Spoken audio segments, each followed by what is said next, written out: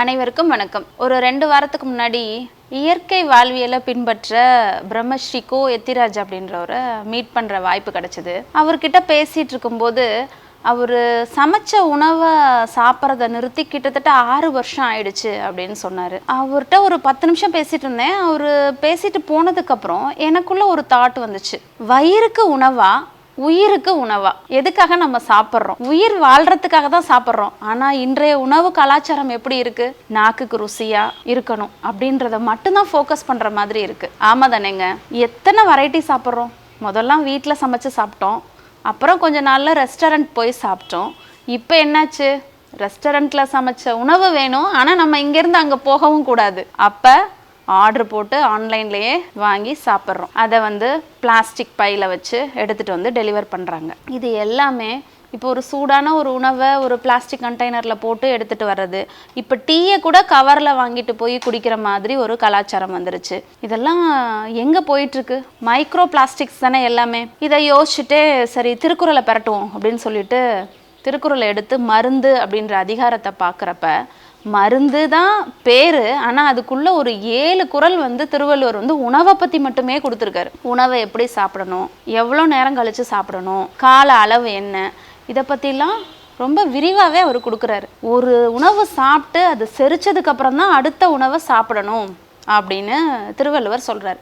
நம்ம என்ன பண்ணுறோம்? காலையில் 9 மணிக்கு சாப்பிட்றோம், ஒரு 11 மணிக்கு ஒரு டீ, ஆஃபீஸ் டைமில் போண்டா, இந்த மாதிரி போயிட்டுருக்கு. அப்புறம் 1 மணி 1:30, அப்புறம் திருப்பி சாயந்தரம், அப்புறம் நைட்டு லேட் நைட்டு ஒரு 11 மணிக்கு ஒரு 9:30க்கு 11 மணிக்கு சாப்பிட்டு அதுக்கப்புறம் படுத்து தூங்குகிறோம். எல்லாமே இது நம்ம உயிர் வாழ்வதற்காக தான் சாப்பிட்றோம். ஆனால் அந்த உயிரை ஒழுங்காக காப்பாற்றுறதுக்கான சாப்பாடா அப்படின்னு பார்த்தா இல்லைன்றது தான் பதில் என் மனசுக்குள்ளே வந்தது. அதனால இதை பற்றி ஒரு புரிதல் கொடுக்கணும் அப்படின்ட்டு தான் இப்போ நான் பேசிகிட்டு இருக்கேன். உணவு அப்படின்றது வயிறுக்காக கொடுக்கப்படுறது இல்லை.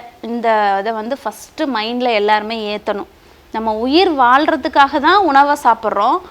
உணவை சாப்பிட்றதுக்காக நம்ம உயிர் வாழலை. அதனால உயிருக்கு தான் உணவு. அந்த உணவை மருந்து மாதிரி நம்ம கொடுத்தோம்னா பிற்காலத்தில் உண்மையாலுமே மருந்தை சாப்பிடாத ஒரு சூழ்நிலை நமக்கு ஏற்படும். ஆமாம் தானே? எவ்வளோ பேர் பசியே இல்லைனாலும் அடுத்தது சாப்பிடணும் அப்படின்னு சொல்லிட்டு சாப்பிட்றோம். கண்ணு வழியாக இப்போ நம்ம உணவு உள்ளே போகுது, வாய் வழியாக போகிறது அடுத்தது தான். கண்ணு வழியாக பார்க்குறோம், அந்த கலரு, அப்புறம் அந்த வாசம், இது வழியாக தான் நம்ம உணவை ருசிக்க ஆரம்பிக்கிறோம். இதை ஃபஸ்ட்டு ஸ்டாப் பண்ணணும். கான்ஷியஸாக நமக்கு எது ஆரோக்கியத்தை கொடுக்கும், எது நமக்கு ஆரோக்கியத்தை கெடுக்குதுன்றத உணர்ந்து நம்ம சாப்பிட்டோம்னா தான் இந்த வாழ்வியல் முறை மாற்றங்கள்னால வர வியாதிகளிலிருந்து நம்ம தள்ளி நிற்கலாம். இதை ரொம்ப சீரியஸாக ஏன் இப்போ நான் பேசுகிறேன்னா, இப்போ 25 வயசுலேயே பிபி வந்துடுது, ஹைப்பர் டென்ஷன் வந்துடுது, சர்க்கரை வியாதி வந்துடுது, சடன் டெத்து. இப்போ ஒரு 2 மாதத்து அளவில் பார்த்தீங்கன்னா சடன் டெத்து. ஒரு எந்திரிச்சு ஒரு வாந்தி பண்ணுறாங்க, வாந்தி பண்ணி ஹாஸ்பிட்டல் கூட்டு போகிறதுக்குள்ளேயே இறந்து போயிடுறாங்க. இது மாதிரி நிறைய பேஷண்ட்ஸை பார்க்கறனால தான் இந்த பதிவை இன்னைக்கு நான் சொல்கிறேன். அதனால வயிறுக்கு உணவு இல்லை, உயிருக்கு தான் உணவு கொடுக்குறோம் அப்படின்றத உணர்ந்து எளிமையாக செரிக்கிற உணவுகளை, வீட்டில் செஞ்ச உணவுகளை, சமைக்காத உணவுகளை மோஸ்ட்லி எடுத்துக்கிறதுக்கும் ட்ரை பண்ணணும். நம்ம 2 வேளை, ஒரு நாளைக்கு 2 வேளை சமைச்ச உணவு, 1 வேளை சமைக்காத உணவு அப்படின்ற கான்செப்டை நம்ம அடாப்ட் பண்ணிக்கலாம். ஒரு உணவு செரிச்சதுக்கப்புறம் பசின்ற ஒரு உணர்வு வந்ததுக்கு அப்புறம் உணவு எடுத்துக்கிறது நல்லது. இரவு உணவை கிட்டத்தட்ட ஒரு 7 மணிக்கு முன்னாடியே சாப்பிட்டு கிட்டத்தட்ட நைட்டில் ஒரு 10 மணி நேரத்துலேருந்து 12 மணி நேரம் எதுவுமே தண்ணி தவிர வேறு எதையுமே கொடுக்காம இருக்கிற பழக்கத்தையும் நம்ம அடாப்ட் பண்ணிக்கணும். இதெல்லாம் பண்ணால் கண்டிப்பாக வியாதியிலிருந்து விலகி நிற்கலாம். உயிருக்கான உணவை கொடுக்கலாமா இனிமே? நன்றி, வணக்கம்.